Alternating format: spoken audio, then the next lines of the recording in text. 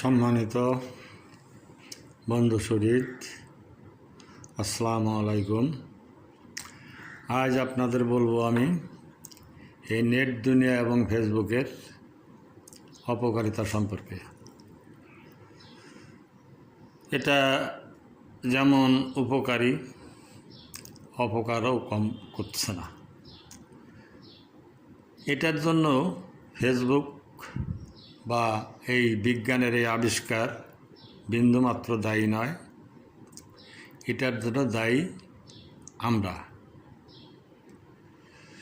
আমরা এটাকে ভালো কাজে ব্যবহার না করে ক্ষতিকারক কাজে ব্যবহার করছি। শক্তিশালী একটা যন্ত্র বা একটা হাতিয়ার যেমন